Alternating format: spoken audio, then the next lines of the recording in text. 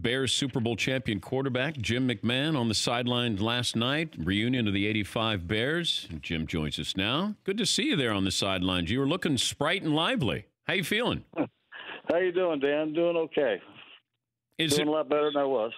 What did it feel like to be out on the field with those guys last night? Well, it was great to be back in Chicago, back down on that field. I mean, the stadium was hopping, and unfortunately they didn't get it done. But it was great to see the guys and just be a part of that. What kind of stories do you tell when you get together? Pretty much the same we told back when we were playing together. A lot of fun, a lot of old memories, and I ended up going right after that pregame. I ended up going with Steve McMichael over to his restaurant bar in Romeoville for a couple hours and signed autographs. So I didn't really see any of the game, and I was just kind of bummed to hear that they lost at the end. But you don't watch too much football, do you? Oh no! Like I said, I didn't see hardly any of the game. I signed for probably 2 hours straight at McMichael's, and then headed back into the city. But did you love football when you played? You just don't love watching football. Right. I love playing the game. I mean, it was great to play and great to play with all those different teams and guys I got to play with. But to watch it, no, it was no fun at all. How would you do in today's game? I might be able to last a whole season because they can't hit you. And I would love to throw the ball around like they did, like they're doing now, because that's what I did in college. So that would have been a lot of fun. Do you hold any records from BYU? Do you still hold those? I have no idea. I would doubt that after, it's been, 40-something years, and all they do is throw the ball. So I doubt if I have any left, but finally got my name up on the stadium, which was nice. Walter Payton got a statue. That was cool.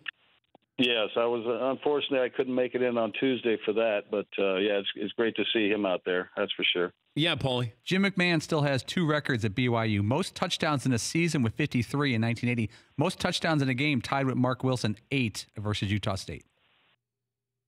All right, so I'm still in the record book somewhere. Yeah, there you go. You did something in your career, Jim.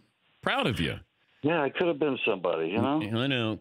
Could you have played differently? Would you play differently now than, the way you played back then in the 80s?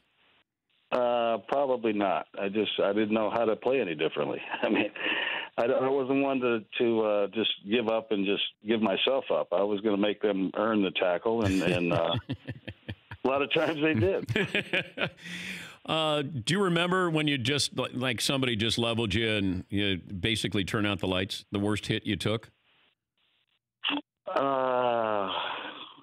Well, the worst one I took was probably in college when he knocked me unconscious. But the one I still remember, the one that's still giving me problems, is the one when I was in playing against New York in the playoffs when I was with Minnesota.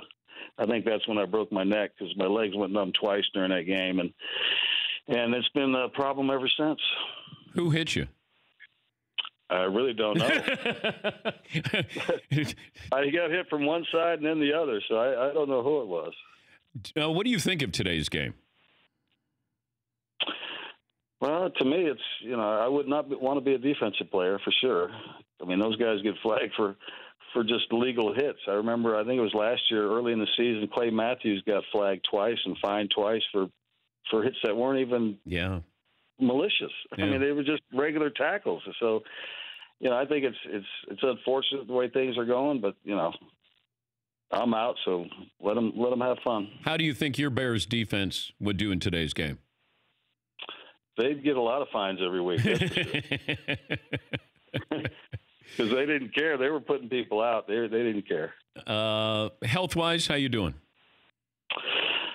It's every day's different. I'm still every 2 to 3 months I have to head back to New York and see my guy. But at least I know, like I've told everybody before, I know what's happening with me now. So it's I start having the pains and I go right back to New York and I'm okay for a couple months. So that's my schedule.